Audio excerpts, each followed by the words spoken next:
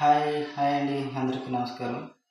ఈరోజు మనం చెప్పుకోబోయే టాపిక్ ఏంటంటే ఏపీపీఎస్సీ గ్రూప్ 2కి సంబంధించి ఆంధ్రప్రదేశ్ హిస్టరీ గ్రూప్ 2 మెయిన్స్లో అడిగే టాపిక్ అండి. AP history. అందులో ముఖ్యమైన రాజవంశమైనటువంటి శాతవాహనాస్ గురించి మనం చదువుకుందాం ఈరోజు. ఇది ఏపీపీఎస్సీ గ్రూప్ 2 ప్రిపరేషన్ చేస్తున్న ప్రతి ఒక్కరికి ఈ క్లాస్ చాలా ఇంపార్టెంట్. ఈరోజు మనం ఈ పర్టికులర్ టాపిక్ అయినటువంటి శాతవాహనాస్ గురించి ప్రారంభిద్దాం. మన ఆంధ్రదేశ చరిత్రలో మొదటి గొప్ప సామ్రాజ్యాన్ని నిర్మించిన వారు ఎవరన్నా అడిగితే, లేదా ఆంధ్రదేశాన్ని దాటి దక్కన ప్రాంతంలో విస్తారమైనటువంటి సామ్రాజ్యాన్ని స్థాపించిన రాజవంశం ఏదని అడిగినా, లేదా భారతదేశంలో రోమన్ సామ్రాజ్యంతో వాణిజ్య సంబంధాలు కలిగి ఉన్న దక్షిణ భారత రాజవంశాలలో ముఖ్యమైనది ఏది అని అడిగినా, వీటన్నిటికీ సమాధానం శాతవాహనులని చెప్పాలి. శాతవాహనులు కేవలం ఒక రాజవంశమే కాదు, వీరి ద్వారా మనకు అప్పటి రాజకీయ పరిస్థితులు కానివ్వండి, సమాజం గురించి, ఆర్థిక వ్యవస్థ గురించి, వాణిజ్యం గురించి, మతం, కళలు, సాహిత్యం, సంస్కృతి గురించి చాలా ముఖ్యమైన సమాచారం లభిస్తుంది. అయితే ఇక్కడ మనకు వచ్చే ముఖ్యమైన ప్రశ్న ఏంటంటే, శాతవాహనుల గురించి మనకు ఈ విషయాలన్నీ ఎలా తెలుస్తాయి? మన దగ్గర శాతవాహనుల కాలానికి సంబంధించిన ఆధారాలు ఏంటి? రాజుల పేర్లు, వారి పరిపాలన, సమాజం, వాణిజ్యం గురించి మనకు సమాచారం ఎక్కడి నుంచి వచ్చింది అనే ఈ ప్రశ్నలన్నిటికీ సమాధానంగా మనం ఆంధ్ర శాతవాహనులకు సంబంధించినటువంటి ఆధారాల గురించి చదువుకోవడం చాలా ఇంపార్టెంట్.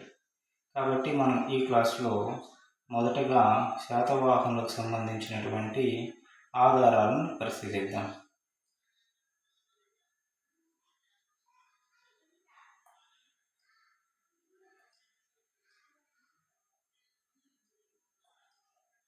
శాతవాహనులకు సంబంధించి ఆధారాలు.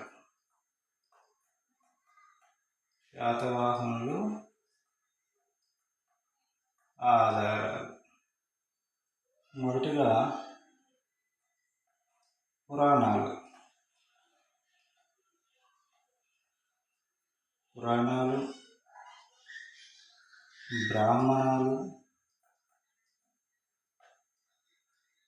అలాగే గ్రంథాలు.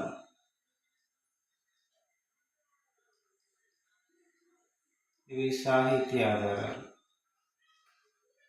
గ్రంథాలు లేదా సాహిత్య ఆధారాలు.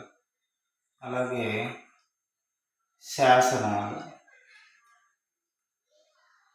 వీటిల్లో ఒక్కొక్కటిగా చూద్దాం. పురాణాల్లో మనకు మత్స్య పురాణం, అలాగే వాయు పురాణం,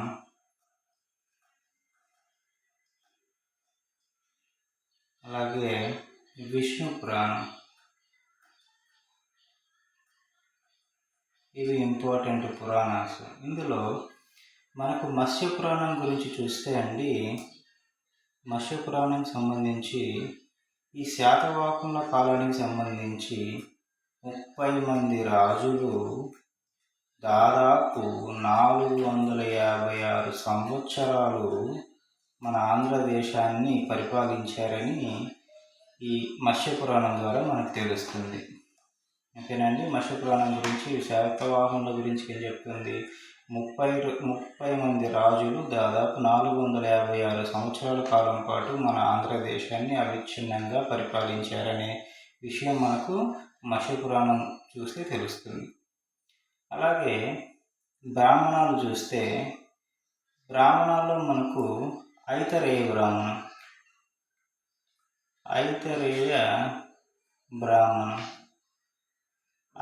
బ్రాహ్మణం మనకేం చెప్తుందంటే, ఆంధ్ర శాతవాహనుల చరిత్రను గురించి తెలియజేసే మొట్టమొదటి బ్రాహ్మణం ఏది అంటే ఐతరేయ బ్రాహ్మణం. ఓకేనండి. తర్వాత మనం గ్రంథాల గురించి చూద్దాం.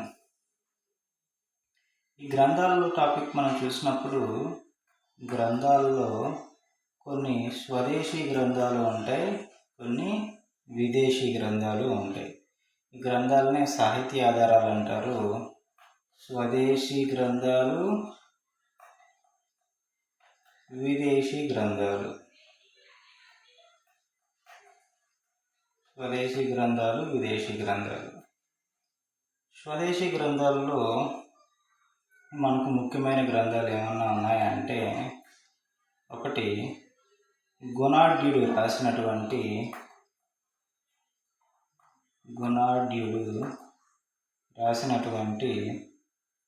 బృహత్ కథ.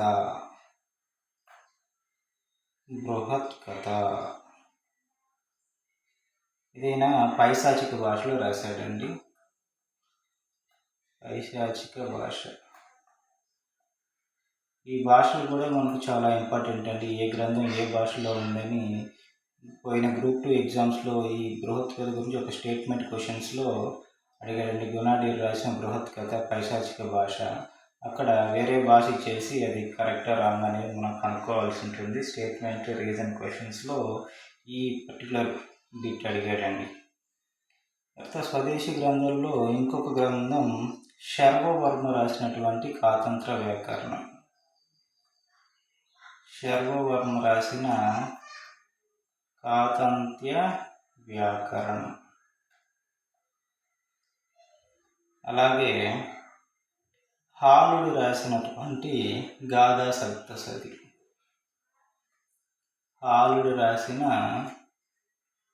గాథా సప్తశతి. ఈయన హాలుడు శాతవాహనంలో ఒక రాజు, మొదటి కవిరాజుగా పేరు పొందినటువంటి వ్యక్తి అన్నమాట. ఈ గాథా సప్తశతి ప్రాకృత భాషలో ఉంటుంది.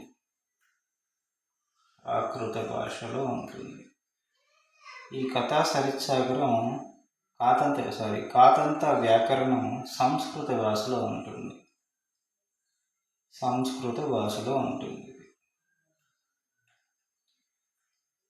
మనం రాజుల గురించి చదివేటప్పుడు, శాతవాహన రాజుల గురించి మనం చదివేటప్పుడు ఈ ఇక్కడ రాసినటువంటి స్వదేశీ గ్రంథాల్లో బృహత్ కథ గురించి కానివ్వండి, కాతంత్ర వ్యాకరణం గురించి కానివ్వండి, గాథా సప్తశతి గురించి కానివ్వండి, ఇంకా ఉన్నాయి.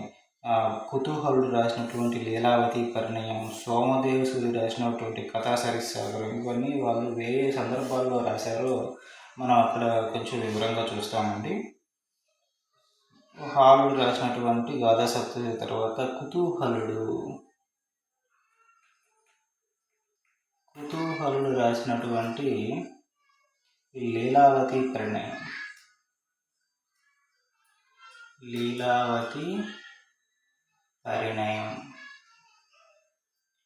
అలాగే సోమదేవి సూరి రాసినటువంటి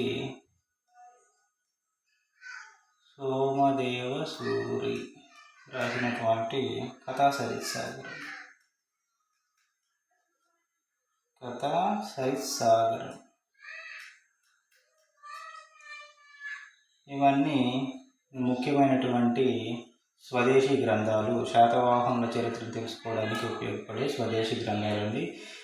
ఒకటి గుణాఢ్యుడు రాసినటువంటి బృహత్ కథ పైశాచిక భాషలో ఉంటుంది. అలాగే శర్వవర్మ రాసినటువంటి కాతంత్య వ్యాకరణం సంస్కృత భాషలో ఉంటుంది. హాలుడు రాసినటువంటి గాథా సప్తశతి ప్రాకృత భాషలో ఉంటుంది. కుతూహలుడు రాసినటువంటి లీలావతి పరిణయం, తర్వాత సోమదేవసూరి రాసినటువంటి కథా సరిత్సాగరం.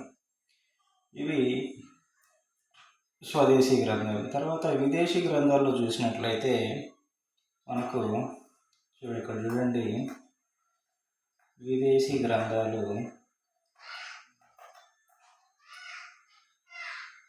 గ్రంథాల్లో ముఖ్యమైనది మెగస్తనీస్ రాసినటువంటి ఇండికా గ్రంథం. మెగస్తనీస్ రాసిన ఇండికా గ్రంథం ఒకటి. ఈయన మెగస్తనీస్ గ్రీకు చరిత్రకారుడు. ఓకేనండి, గ్రీకు చరిత్రకారుడు. ఇది గ్రీకు భాషలో ఉంటుందండి. ఇండికా గ్రంథం గ్రీకు భాషలో ఉంటుంది, ఎందుకంటే రాసిన ఆయన గ్రీకు దేశానికి సంబంధించినటువంటి వ్యక్తి. అలాగే రాబర్ట్ ప్లీనీ రాసినటువంటి న్యాచురల్ హిస్టరీ అనే గ్రంథం, అలాగే అజ్ఞాత నావికుడు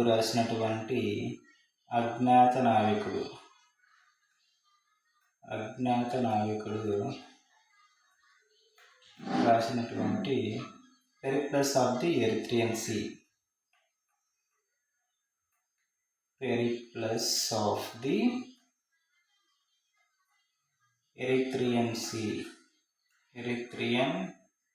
సీ అంటే ఎర్ర సముద్రంపై ఒక దినచర్య అని దీని అర్థం అండి. ఎర్ర సముద్రంపై ఒక దినచర్య ఇది రాసింది అజ్ఞాత నావికుడు. తర్వాత మార్కో పోలో రాసిన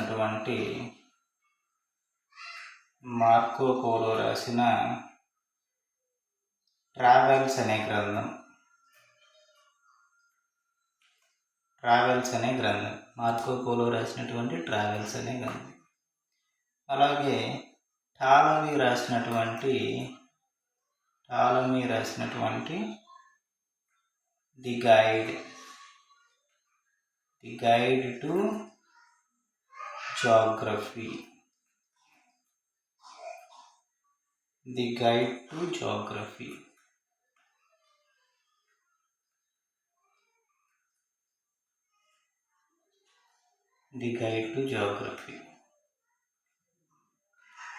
సో విదేశీ గ్రంథాల్లో ఇంపార్టెంట్ గ్రంథాలు ఉండేవి.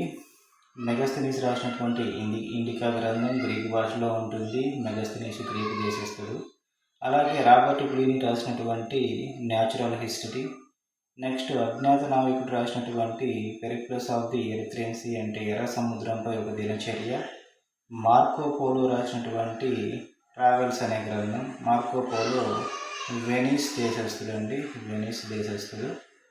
అలాగే టాలమీ రాసినటువంటి ది గైడ్ టు జాగ్రఫీ. ఈ గ్రంథాలు విదేశీ గ్రంథాలు ఆంధ్ర శాతవాహనుల గురించి సమాచారాన్ని మనకు అందిస్తాయి.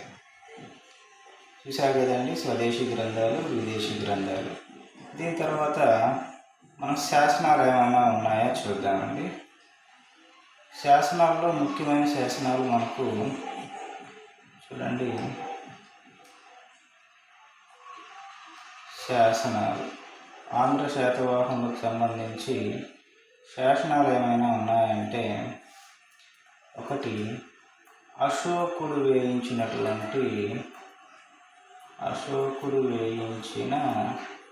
13వ శిలాశాసనం.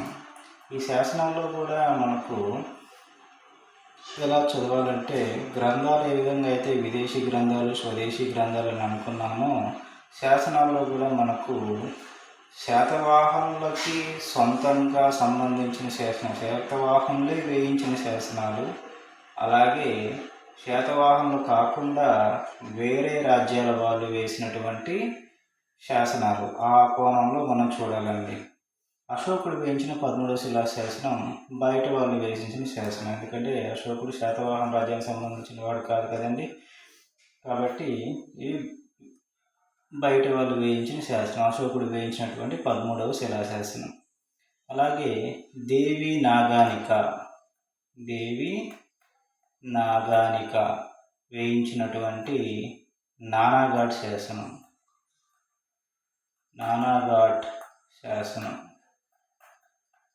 ప్రతి ఒక్క శాసనం గురించి కానివ్వండి, గ్రంథాల గురించి కానివ్వండి, అది ఎవరు వేయించారు అనే విషయం మీరు ఖచ్చితంగా గుర్తుపెట్టుకోవాలి. ఎందుకంటే ఎగ్జామ్స్లో మ్యాచ్ ద ఫాలోయింగ్ ఇవి కొన్ని ఇచ్చేసి ఆ శాసనాల గురించి ఇస్తారు, కొన్ని వ్యక్తుల గురించి ఇస్తారు, మ్యాచ్ ద ఫాలోయింగ్ అంటారండి. సో అటువంటి సిచ్యువేషన్స్లో మీరు ఎవరు ఏ శాసనాలు వేయించారనే విషయాన్ని మీరు గుర్తుపెట్టుకోవాలి. తర్వాత శాసనం గురించి చూస్తే, కారవేలుడు వేయించినటువంటి 2 శాసనాలు వేయించాయండి కారవేలుడు. ఒకటి హతిగుంప శాసనం. హతిగుంప శాసనం ఇది ఒరిస్సా ప్రాంతంలో ఉంటుంది హతిగుంప. ఇంకొకటి వచ్చేసి గుంటుపల్లి శాసనం. గుంటుపల్లి శాసనం. ఈ శాసనాలన్నీ అండి మీరు చూస్తే అక్కడ ఉన్న ప్రాంతం పేరు గురించి తెలుస్తుంది. హతిగుంప కానివ్వండి, నానాఘాట్ కానివ్వండి, గుంటుపల్లి కానివ్వండి, ఇవన్నీ ఆ ప్రాంతం పేర్లు. అంటే ఈ శాసనం ఏ ప్రాంతంలో వేశారో ఆ ప్రాంతం పేరే ఆ శాసనంకి పెట్టేస్తారనమాట. ఇప్పుడు దేవి నాగానిక నానాఘాట్లో శాసనం వేయించింది కాబట్టి దీనికి నానాఘాట్ శాసనం అంటాం. కారవేలుడు హతిగుంప ప్రాంతంలో వేశారు కాబట్టి దీన్ని హతిగుంప శాసనం అంటాం. గుంటుపల్లిలో వేయించిన శాసనానికి గుంటుపల్లి శాసనం అనే పేరు. ఈ హతిగుంప అనేది ఒరిస్సా ప్రాంతంలో ఉంటుందండి. గుంటుపల్లి అనేది మనకు తూర్పుగోదావరి, పశ్చిమ గోదావరి జిల్లాల దగ్గర గుంటుపల్లి అనే ఊరిలో మన ఆంధ్రప్రదేశ్లో ఉంటుందండి. అలాగే ఇంకొక శాసనం చూసుకుంటే మేకధోని శాసనం. మేకధోని శాసనం. ఈ మేకధోని శాసనం మూడో పులోమావి వేయించినటువంటి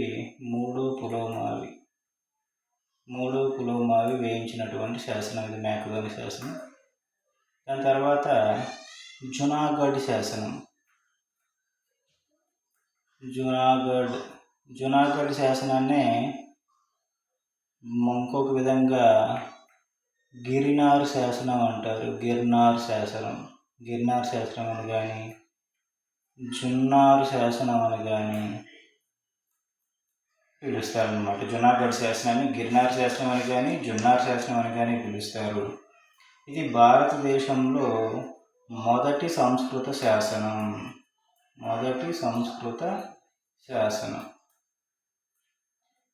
భారతదేశంలోనే జునాగఢ్ లేదా గిర్నార్ లేదా జుర్నార్ అనే శాసనం మొదటి సంస్కృత శాసనం, గుర్తుపెట్టుకోవాలండి. అలాగే ధరణికోట శాసనం. మరోది ధరణికోట శాసనం. ధరణికోట లేదా ధాన్యకోట. ఇది ప్రస్తుత అమరావతి ప్రాంతం అండి. ధరణికోట లేదా ధాన్యకోట ఇది మనకు వాసిష్ఠపుత్ర పులోమావి గురించి తెలియజేసే శాసనం అండి. ఇది వాసిష్ఠపుత్ర పులోమావి గురించి తెలియజేస్తుంది. ఆంధ్రప్రదేశ్లో ఆంధ్ర శాతవాహనుల గురించి తెలియజేయ మొదటి శాసనం కూడా ఈ శాసనమేనండి. ఆంధ్రప్రదేశ్ ప్రాంతంలో ఉన్నటువంటి శాసనం, ఆంధ్ర ప్రాంతంలో ఉన్నటువంటి ఆంధ్ర శాతవాహనుల గురించి తెలియజేసే మొదటి శాసనం ఏంటి అంటే ధరణికోట శాసనం లేదా ధాన్యకోట శాసనం. అదే ప్రస్తుతం అమరావతి ప్రాంతం. ఓకేనా అండి. నెక్స్ట్ ఇంకొక శాసనం గురించి చూస్తే చినకొండూరు శాసనం. చినకొండూరు శాసనం మీకు వీలైతే నోట్ చేసి పెట్టుకోండి. వీడియోని ఒకటికి 2 సార్లు చూడండి, మీకు అర్థమవుతుంది. అలాగే గుర్తుంటాయండి, ఎక్కువ రోజులు గుర్తుంటాయి మీరు రాసుకుంటే. చినకొండూరు శాసనం వచ్చేసి చిట్ట చివరి గొప్ప చక్రవర్తి అయినటువంటి శాతవాహనంలో చివరి గొప్ప శాతవాహనుడైనటువంటి యజ్ఞశ్రీ శాతకర్ణి గురించి తెలియజేసే శాసనం అన్నమాట. చినకొండూరు శాసనం చిట్ట చివరి గొప్ప చక్రవర్తి అయినటువంటి యజ్ఞశ్రీ శాతకర్ణి గురించి తెలియజేసే శాసనం చినకొండూరు శాసనం. అలాగే గౌతమి బాలశ్రీ వేయించినటువంటి నాసిక్ శాసనం. ఎవరు వేయించారు? గౌతమి బాలశ్రీ వేయించినటువంటి నాసిక్ శాసనం. సో వీటిల్లో మొదటిగా మనం చూసింది శాసనాల్లో అశోకుడు వేయించినటువంటి 13వ శిలాశాసనం, దేవి నాగానికి వేయించినటువంటి నానాఘాట్ శాసనం, కారవేలుడు వేయించినటువంటి హతిగుంప శాసనం, గుంటుపల్లి శాసనాలు, మేకధోని శాసనం 3వ పులోమావి వేయించింది, జునాగఢ్ శాసనం లేదా గిర్నార్ శాసనం లేదా జున్నార్ శాసనం, అలాగే ధరణికోట శాసనం. నెక్స్ట్ చినకొండూరు శాసనం యజ్ఞశ్రీ శాత గురించి తెలిపేది. నాసిక్ శాసనం గౌతమి బాలశ్రీ వేయించింది.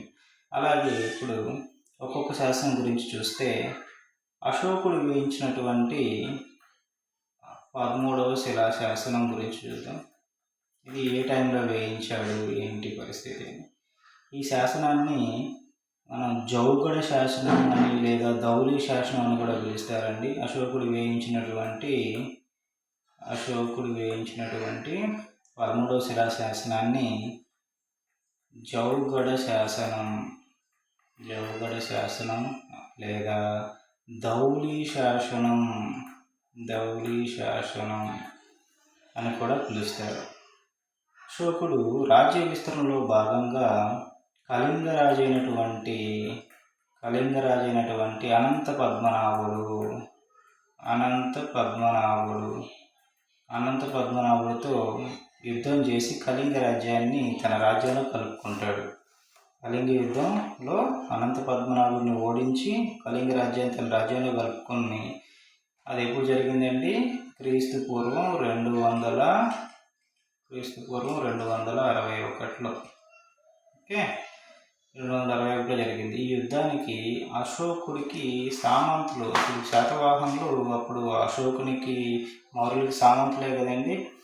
సో వాళ్ళకి సామంతులుగా ఉన్నటువంటి ఈ శాతవాహనులు అశోకుడికి ఈ కళింగ యుద్ధంలో సహకారం చేశారు. ఈ యుద్ధం గెలిచిన సందర్భంలో అశోకుడు వీళ్ళు చేసిన సహాయానికి గుర్తుగా 13వ శిలాశాసనాన్ని వేయించాడు. మరియు అందులో శాతవాహనులను తమ హితులుగా వర్ణించాడనమాట. 13వ శిలాశాసనంలో శాతవాహనులు తమకు హితులుగా వర్ణించాడు అశోకుడు వేయించిన 13వ శిలాశాసనంలో. మీరు గుర్తుపెట్టుకోవాల్సింది, అశోకుడు కళింగ యుద్ధం గురించి తెలియజేసే శాసనం ఏదంటే 13వ శిలాశాసనం. అశోకుడు శాతవాహనులను తమ హితులుగా ఏ శాసనంలో పేర్కొన్నారని చెప్పినా కూడా 13వ శిలాశాసనం. అలాగే ఆంధ్ర శాతవాహనులకు ఆ పేరు ఎలా వచ్చిందనే అంశం కూడా అశోకుడి 13వ శిలాశాసనంలో పేర్కొనడం జరిగిందని చరిత్రకారులు పేర్కొన్నారన్నమాట. 100 వాహనాలతో యుద్ధానికి వెళ్ళేవారు కాబట్టి శాతవాహనులు అనే పేరు వచ్చినట్టు చెప్తారు. శాతవాహనులు 100 వాహనాలతో యుద్ధానికి వెళ్ళేవారు కాబట్టి శాతవాహనులకు ఆ పేరు వచ్చిందని చెప్తారనమాట. 100 వాహనాలతో యుద్ధానికి వెళ్ళేవారు అని ఆ పేరు వచ్చిందని చెప్తారు. అంతేకాక మరికొంతమంది చరిత్రకారులు ఏం చెప్తారంటే, శాతవాహన రాజ్య స్థాపకుడైనటువంటి శ్రీముఖ శాతకర్ణి తండ్రి పేరు శాతవాహనుడైనందువలన ఆ పేరు నిలిచిపోయేదానికి అలా శాతవాహనులుగా పెట్టుకున్నారని కూడా చెప్తారు. ఏంటండి, ఒకటేమో వీళ్ళు 100 వాహనాలతో యుద్ధానికి వెళ్ళేవారు కాబట్టి వీళ్ళకి శాతవాహనులు అనే పేరు వచ్చిందని చెప్తారు. ఇంకొంతమంది ఏమో శాతవాహన రాజ్యాన్ని స్థాపించినటువంటి శ్రీముఖ శాతకర్ణి యొక్క తండ్రి పేరు శాతవాహనులు కాబట్టి ఆ పేరు అలా నిలిచిపోయేదాని కోసం వాళ్ళు శాతవాహనాన్ని పెట్టుకున్నారని చెప్పేసి అంటారనమాట. నెక్స్ట్ ఇంకొక శాసనం చూద్దాం. సెకండ్ శాసనం వచ్చేసి నానాఘాట్ శాసనం.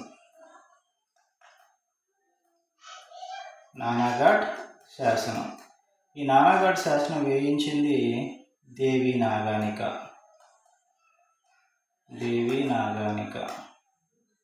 ఓకేనా అండి? దేవి నాగానిక నానాఘాట్ ప్రాంతంలో నానాఘాట్ శాసనం వేయించింది. ఈ శాతవాహనులలో దేవి నాగానిక ఎవరంటే మొదటి శాతకర్ణి యొక్క భార్య దేవి నాగానిక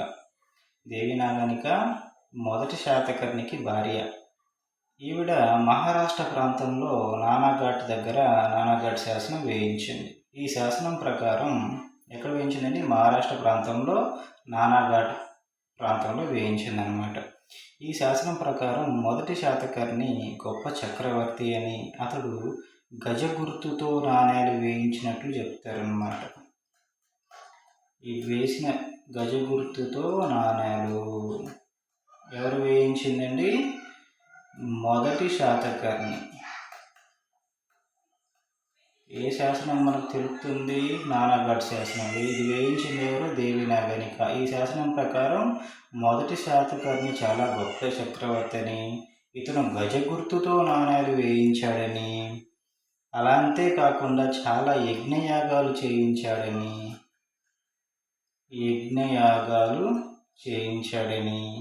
అందువలన ఆయన్ని మల్లకర్ణి లేదా మహాకర్ణి అని పిలిచారని కూడా ఈ శాసనం మనకు తెలుపుతుంది. మల్లకర్ణి లేదా మహాకర్ణి. ఇవి ఎవరిని పిలుస్తారు? ఇలాగా మొదటి శాతకర్ణిని ఈ విధంగా పిలుస్తారు. దేనికి పిలుస్తారు? యజ్ఞయాగాలు చాలా ఎక్కువగా చేయించడం వలన మొదటి శాతకర్ణిని మల్లకర్ణి లేదా మహాకర్ణి అని పిలుస్తారు. ఏ శాసనం ప్రకారం? నానాఘాట్ శాసనం ప్రకారం. ఓకేనా అండి. అంతేగాక శాతవాహనులు మొదటి శాతకర్ణికి సమకాలీకుడైనటువంటి కళింగరాజు అయినటువంటి కారవేలుడు కళింగరాజ్య రాజు అయినటువంటి కారవేలుడు ఈ మొదటి శాతకర్ణికి సమకాలీకుడు. అలాగే ఈ మొదటి శాతకర్ణిని కళింగరాజు అయినటువంటి కారవేలుడు మొదటి శాతకర్ణి మీద యుద్ధం చేసి ఓడించాడని కూడా మనకి ఈ శాసనం ద్వారా తెలుస్తుంది అన్నమాట. నానాఘాట్ శాసనం ద్వారా మొదటి శాతకర్ణిని కారవేలుడు యుద్ధంలో ఓడించాడని కూడా ఈ శాసనం మనకు చెప్తుంది. అలాగే కారవేలుడు వేయించినటువంటి శాసనాల గురించి చూస్తే, కారవేలుడు కూడా మనకు 2 శాసనాలు వేశాడని చెప్పుకున్నాం కదండి. హతిగుంప శాసనం, అలాగే గుంటిపల్లి శాసనం. హతిగుంప శాసనం ఏమో ఒరిస్సా ప్రాంతంలో ఉంది. గుంటిపల్లి శాసనం ఏమో ఆంధ్రప్రదేశ్లోని పశ్చిమ గోదావరి జిల్లా ప్రాంతంలో ఉందన్నమాట. ఏది? హతిగుంప శాసనం, అలాగే గుంటుపల్లి శాసనం. హతిగుంప ఏమో ఒరిస్సా ప్రాంతం, ఇదేమో గుంటూరు పశ్చిమ గోదావరి జిల్లా ప్రాంతం. ఇది వేయించింది కారవేలుడు. ఇక్కడ ఈ శాసనాల్లో గుంటుపల్లిలో వేయించినటువంటి ఈ శాసనాల్లో కారవేలుడు గురించి మనకు ఏం తెలుస్తుందంటే, కారవేలుడు శాతవాహన చక్రవర్తి అయినటువంటి మొదటి శాతకర్ణిని ఓడించి గుంటిపల్లుకు వచ్చి గాడిదలతో భూమిని దున్నించి ఈ మొదటి శాతకర్ణిని అవమానించాడనే విషయాన్ని కారవేలుడు గుంటుపల్లి శాసనంలో ప్రస్తావించాడు అన్నమాట. ఓకేనా. ఇది మనకు గుంటుపల్లి శాసనం గురించి శాతవాహనుల గురించి గుంటుపల్లి శాసనంలో తెలిసే అంశం అన్నమాట. అలాగే తర్వాత మనకు ఇంకోటి చూద్దాం, మేకధోని శాసనం.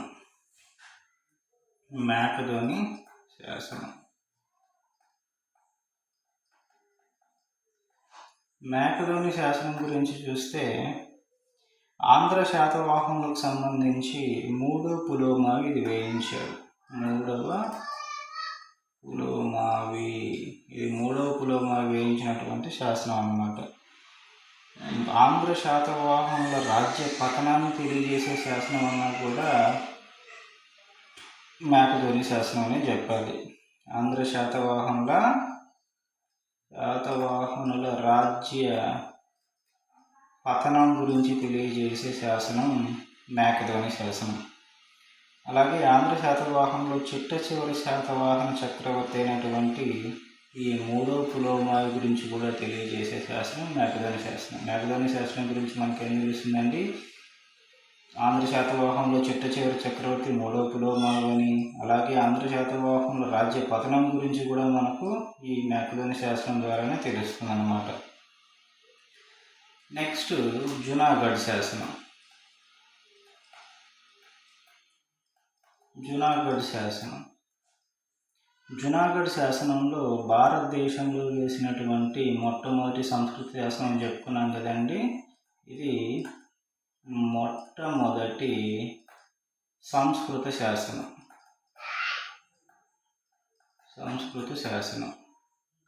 అలాగే దీనిని గిర్నార్ శాసనం అని కూడా అంటారు. ఇంతకుముందు చెప్పుకున్న గిర్నార్ అని, జున్నార్ అని పిలుస్తారు. గిర్నార్ శాసనం అని కానీ జున్నార్ శాసనం అని కూడా పిలిచిన ఇదే అన్నమాట. గుజరాత్ ప్రాంతంలో శకరాజు అయినటువంటి రుద్రదమ్ముడు వేయించిన శాసనం ఇది. ఇది ఎవరు వేయించారు? రుద్రదమ్మునుడు.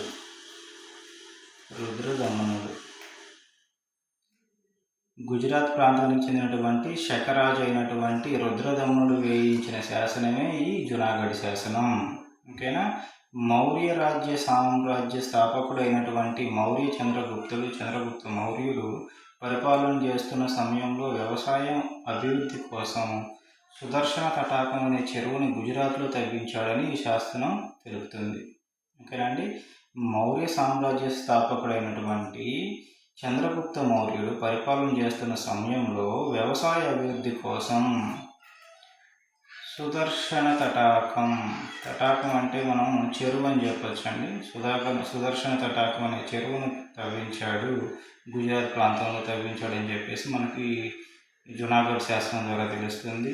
అలాగే ఆంధ్ర శాతవాహనుల చక్రవర్తి అయినటువంటి వాసిష్ఠ పుత్ర పులోమావి మరియు శివశ్రీ శాతకర్ణిని ఈ రుద్రదమనుడు ఓడించాడని కూడా మనకు ఈ శాతవాహన సంబంధించినటువంటి శాసనమైన జునాగఢ్ శాసనం మనకు తెలుపుతుందండి.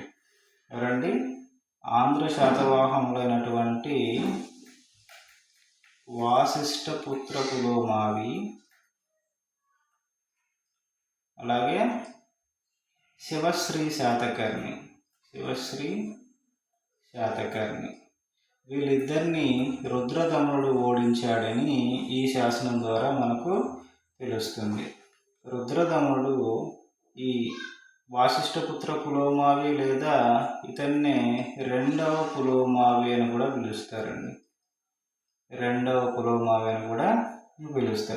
ఈ రుద్రదమనుడు ఈ వాసిష్ఠపుత్ర పులోమావి లేదా రెండవ పులోమావిని ఒక్కసారి ఓడించాడు. అలాగే శివశ్రీ శాతకర్ణిని 2 సార్లు ఓడించాడు. ఈ విషయాలు మనకు ఈ జునాగఢ్ శాసనం గురించి చదివితే తెలుస్తుందండి. అలాగే శివశ్రీ శాతకర్ణి వచ్చేసి ఈ రుద్రదమనుడి దండయాత్రలను భరించలేక ఆ రుద్రదమనుడికి కూతురైనటువంటి రుద్రదమనిక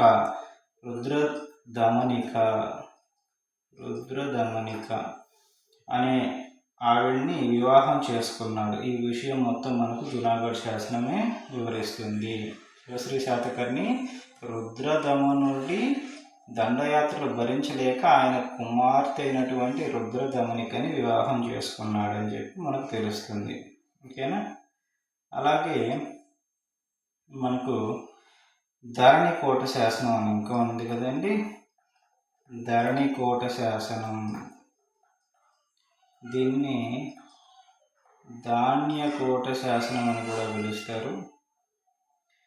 వాసిష్ఠపుత్ర పులోమావి గురించి తెలియజేసే శాసనం ఇది. వాసిష్ఠపుత్ర పులోమావి అంటే రెండవ పులోమావి గురించి తెలియజేసే శాసనం.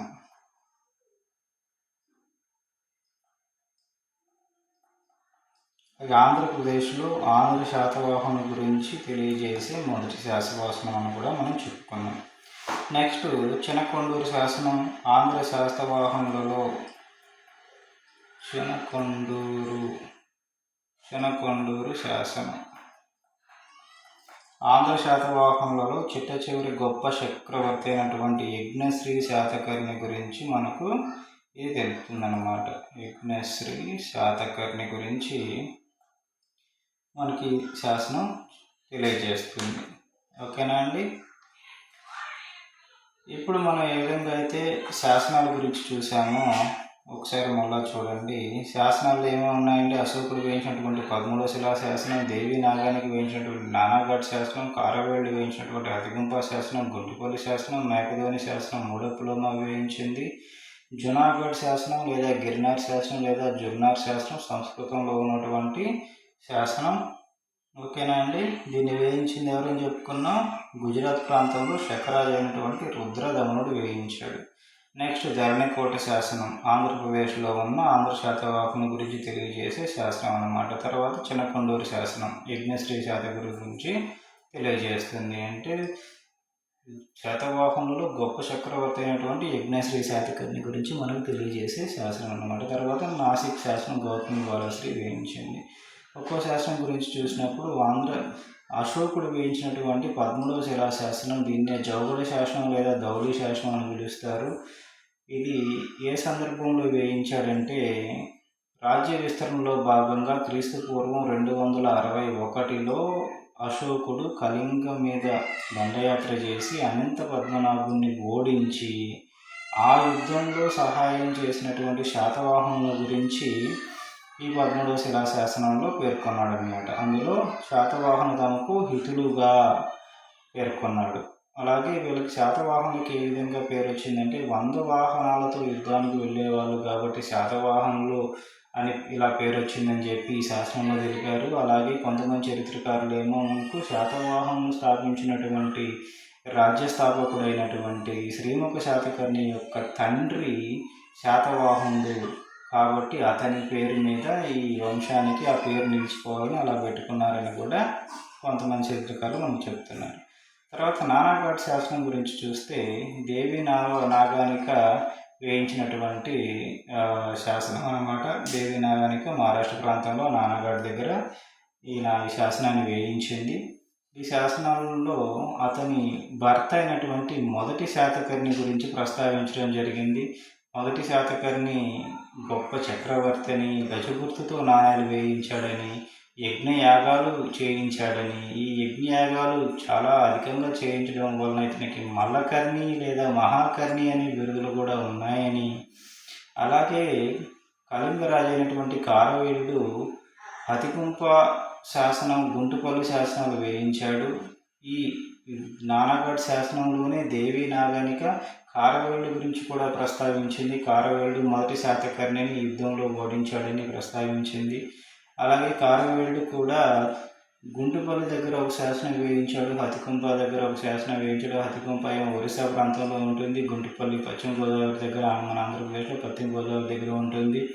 ఈ గుంటుపల్లి శాసనంలో కారవేలుడు ముఖ్యంగా పేర్కొన్నది యుద్ధంలో మొదటి శాతకర్ణిని ఓడించి గుంటుపల్లి వచ్చి ఇక్కడ గాడిదలతో భూమిని దున్నించి మొదటి శాతకర్ణిని అవమానించాడని చెప్పి మనకు తెలుస్తుంది ఈ శాసనం ద్వారా. అలాగే మేకధోని శాసనం 3వ పులోమావి వేయించాడు. శాతవాహనుల రాజ్య పతనానికి సంబంధించిన శాసనం మేకధోని శాసనం. అలాగే జునాగఢ్ శాసనం మొట్టమొదటి సంస్కృత శాసనం. ఇది వేయించింది రుద్రదమనుడు. ఈ శాసనాన్ని మనం గిర్నార్ శాసనం అని కానీ జున్నార్ శాసనం అని కూడా పేర్కొంటాము. ఈ శాసనం ద్వారా మనకు మౌర్య రాజ్య స్థాపకునైనటువంటి చంద్రగుప్త మౌర్యుడు మనకు మహారాష్ట్ర ప్రాంతంలో సుదర్శన తటాకాన్ని తవ్వించాడని, వ్యవసాయ అభివృద్ధి కోసం అనే సుదర్శన తటాకం అనే చెరువును తవ్వించాడని తెలుస్తుంది. అలాగే రుద్రదమనుడు వాసిష్ఠపుత్ర పులోమావిని, శివశ్రీ శాతకర్ణిని యుద్ధంలో ఓడించాడని తెలుస్తుంది. వాసిష్ఠపుత్ర పులోమావిని మనం 2వ పులోమావి అంటాం. వాసిష్ఠపుత్ర పులోమావిని ఒకసారి ఓడించాడు. శివశ్రీ శాతకర్ణిని 2 సార్లు రుద్రదమనుడు ఓడించాడు. శివశ్రీ శాతకర్ణి వచ్చేసి రుద్రదమనుడు యొక్క దండయాత్రలు తట్టుకోలేక రుద్రదమనుడి కూతుర్ని అయినటువంటి రుద్రదమనికను వివాహం చేసుకున్నాడని మనకు ఈ శాసనం ద్వారా తెలుస్తుంది. అలాగే ధరణికోట శాసనం లేదా ధాన్యకోట శాసనం, ఇది 2వ పులోమావి వేయించినటువంటి 2వ పులోమావి గురించి తెలియజేసే శాసనం. అలాగే చినకొండూరు శాసనం చివరి శాతవాహన గొప్ప చక్రవర్తి అయినటువంటి యజ్ఞశ్రీ శాతకుడి నుంచి మనకు తెలియజేసే శాసనం అన్నమాట. సో ఇవండి. అలాగే మనకు విదేశీ గ్రంథాలు కూడా చూద్దాం.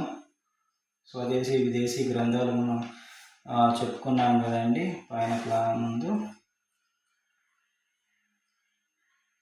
విదేశీ గ్రంథాలు ఏమో మెగాస్థనీస్ రాసినటువంటి ఇండికా గ్రంథం, రాబర్ట్ ప్లినీ రాసిన న్యాచురల్ హిస్టరీ, అజ్ఞాత నావికుడు రాసిన Periplus of the Erythraean Sea, Marco Polo రాసినటువంటి ట్రావెల్స్, టాలమీ రాసినటువంటి the guide to geography. So వీటి గురించి ఒకసారి చూద్దాం మనం.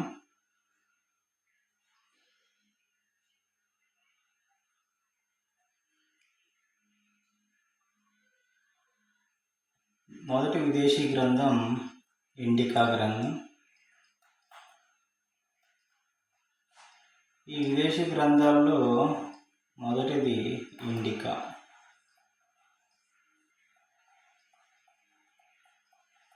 ఇది రాసింది ఎవరండి చెప్పుకున్నాం? గ్రీక్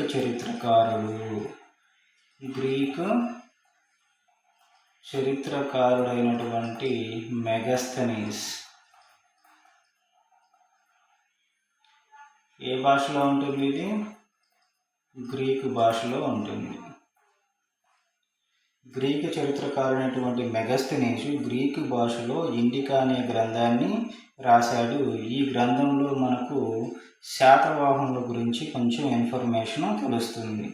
ఇది ఎప్పుడు రాశారు అనే దాని గురించి ఒక మాట చెప్తాను, అది గుర్తుపెట్టుకోండి, మీకు ఈజీగా గుర్తుంటుంది.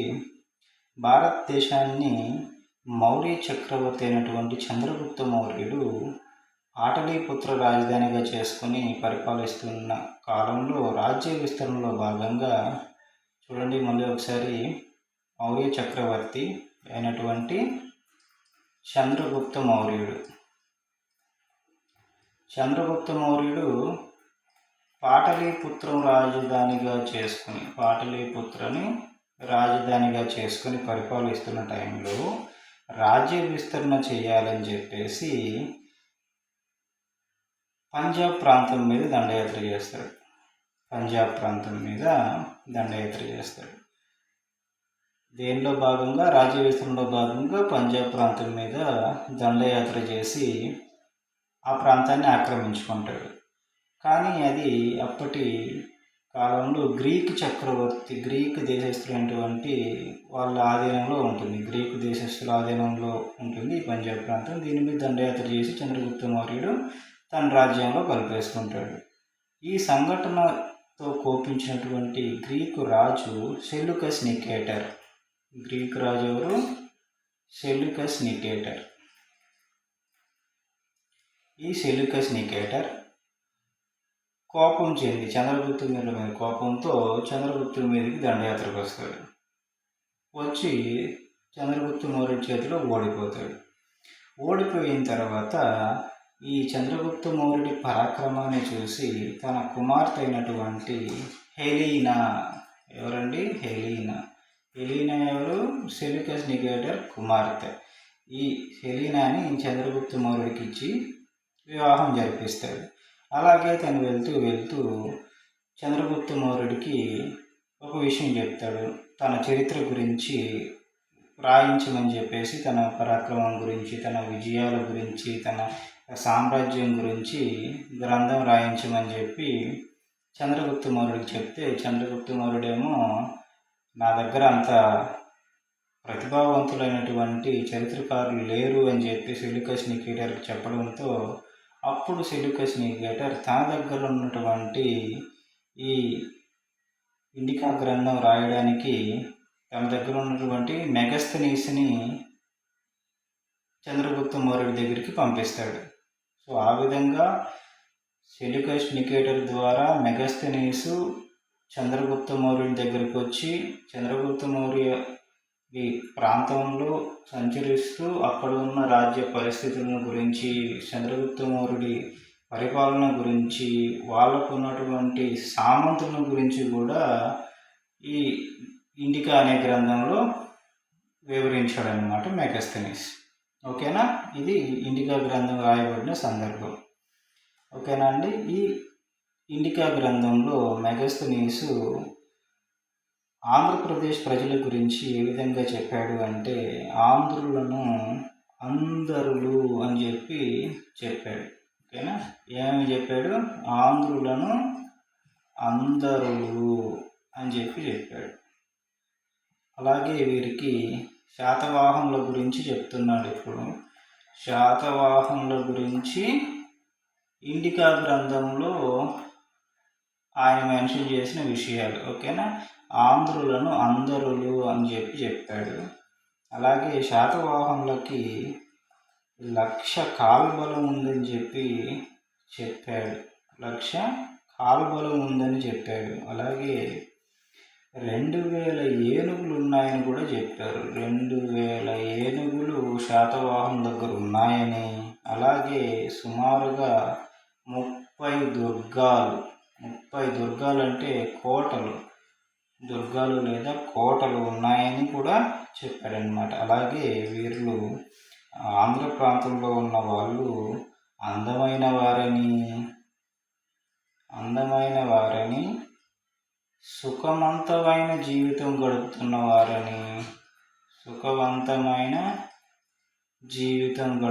వారని మెగస్తనీస్ తన ఇండికా గ్రంథంలో చెప్పాడు. అలాగే నిజాయితీ పరులని కూడా చెప్పాడు. నిజాయితీ పరులని కూడా ఆంధ్ర ప్రాంతంలో ఉన్న ప్రజల గురించి ఇండికా గ్రంథంలో మెగాస్థెనీస్ పేర్కొన్నాడు అన్నమాట. సో ఇవి మనం ఇండికా గ్రంథం గురించి గుర్తుంచుకోవాల్సినటువంటి అంశాలు. అలాగే తర్వాత ఇంపార్టెంట్ గ్రంథమైనటువంటి న్యాచురల్ హిస్టరీ ఇప్పుడు చూద్దాం. న్యాచురల్ హిస్టరీ, ఈ న్యాచురల్ హిస్టరీని రాసినటువంటి వ్యక్తి ఎవరండి? రాబర్ట్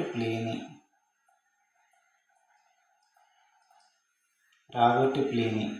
ఈయన ఎవరు? రోమ్ దేశస్థుడు.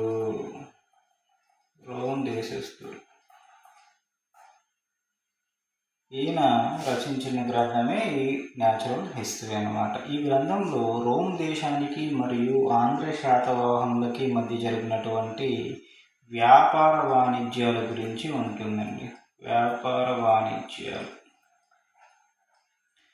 న్యాచురల్ హిస్టరీ గ్రంథంలో రాబర్ట్ ప్లీనీ ఆంధ్ర శాతవాహనులకి రోమ్ దేశానికి మధ్య జరిగినటువంటి వ్యాపార వాణిజ్యాల గురించి వివరించాడు. నౌకాయానం ద్వారా వ్యాపారం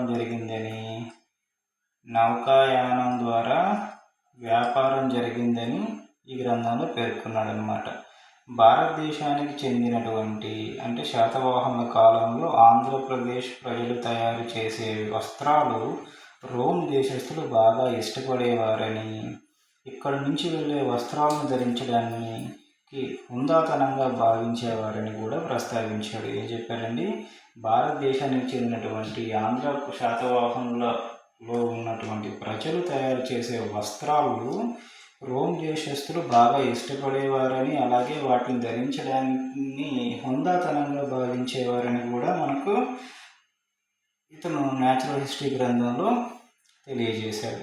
అలాగే ఆంధ్ర శాతవాహనుల కాలంలో వస్త్రాలు తయారు చేసే వాళ్ళని కోలికల శ్రేణి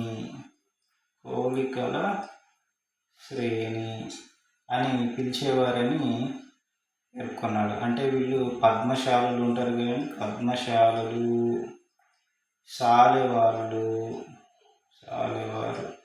సో వీళ్ళని, ఈ వస్త్రాలు నేసే వాళ్ళని కోలికల శ్రేణి అని పిలిచేవారు అని చెప్పేసి మెన్షన్ చేశాడు. ఇది ఇంపార్టెంట్ అండి. కోలికల శ్రేణి అనగా ఏమిటి అని చెప్పేసి చాలాసార్లు గ్రూప్ ఎగ్జామ్స్లో కూడా అడిగారు. జాగ్రత్తగా గుర్తుపెట్టుకోండి. అంతేకాకుండా అతను ఈ విషయంపై బాధపడ్డాడు కూడా. ఎవరు?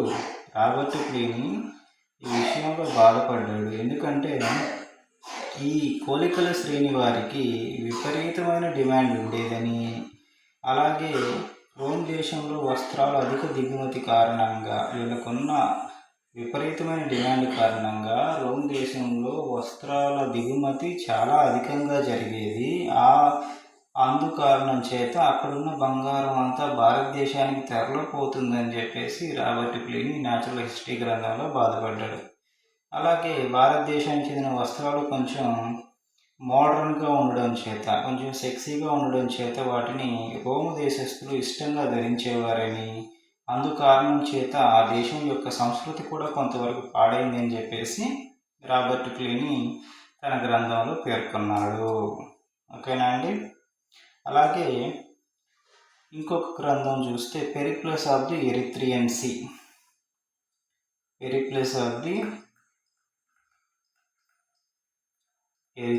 సీ. ఎర్ర సముద్రంపై ఒక దినచర్య. ఇది రాసింది ఎవరు? అజ్ఞాత నావికుడు. ఇక్కడ జరిగిన విషయం ఏంటంటే అండి, భారతదేశంతో పాటు తూర్పు దేశాలకు సంబంధించినటువంటి ఎన్నో విషయాలను ఈ గ్రంథంలో ఉన్నాయి. రచయిత పుస్తకం రాసినప్పటికీ అందులో అతని పేరు రాయలేదు. ఆ సమయంలో ఎర్ర సముద్రం మీద ప్రయాణిస్తూ ఉండగా ప్రమాదం జరిగి ఆ వ్యక్తి మరణిస్తాడు. అంటే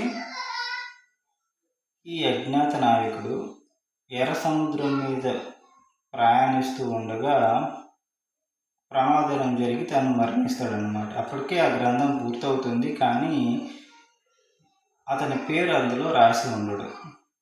రాయకపోవడం, అలాగే ప్రమాదం జరిగి అతను చనిపోవడంతో ఈ ప్రమాదంకి జరిగినటువంటి కారణాలు వెతికేదానికి వచ్చినటువంటి బృందానికి ఈ పుస్తకం లభిస్తుంది. వాళ్ళు పరిశీలించి రచయిత పేరు లేదు కాబట్టి, అతను సముద్రం మీద ప్రయాణిస్తున్నాడు కాబట్టి నావికుడని అలా నిర్ధారించుకొని ఆ పుస్తక రచయితగా అజ్ఞాత నావికుడని పేర్కొనడం జరిగింది. ఓకేనా అండి. Periplus of the Erythraean Sea వచ్చేసి భారతదేశంతో పాటు తూర్పు దేశాలకు సంబంధించిన ఎన్నో విషయాలు ఈ గ్రంథంలో ఉన్నాయి. ఈ గ్రంథం అతను రాసినప్పటికీ అతని పేరు అందులో రాయలేదు. ఆ లోపలే అతను ఓడ ప్రమాదంలో చనిపోవడం, ఆ చనిపోయిన ప్లేస్కి ఈ ప్రమాద కారణాల గురించి వెతకడానికి వచ్చినటువంటి ఆ బృందానికి ఈ గ్రంథం దొరకడం, అలాగే ఆ గ్రంథంలో పేరు లేకపోవడం, వాళ్ళు ఇతని సముద్రం మీద ప్రయాణం చేస్తున్నాడు కాబట్టి ఇతను నావికుడిని గుర్తించి అజ్ఞాత నావికుడు అనే పేరు దానికి పెట్టడం జరిగింది. ఇందులో భారతదేశంతో పాటు తూర్పు దేశాలకు సంబంధించిన వ్యాపార వ్యవహారాలన్నీ ఈ గ్రంథం మనకు వివరిస్తుంది. ఓకేనా. ఇదండి ఇవాళ క్లాసు.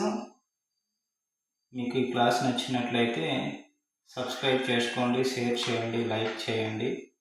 నెక్స్ట్ క్లాస్లో మనం ఈ ఆంధ్ర శాతవాహనుల గురించి, వారి జన్మస్థానం ఏంటి, వాళ్ళు ఏ ప్రాంతాలను రాజధానులుగా చేసుకుని పరిపాలించారు, ఏ రాజులు పరిపాలించారు, వారి ప్రత్యేకత ఏమిటి, అలాగే వారి పరిపాలనా విధానం ఏ విధంగా ఉండేది, వారి కాలంలో సామాజిక పరిస్థితులు, ఆర్థిక పరిస్థితులు, రాజకీయ పరిస్థితులు ఏ విధంగా ఉండేవి, సైనిక వ్యవస్థ ఏ విధంగా ఉండేది, వాళ్ళు రాజ్యాన్ని ఏ విధంగా విభజించి పరిపాలించారు అనే విషయాల్ని మనం తర్వాతి క్లాసుల్లో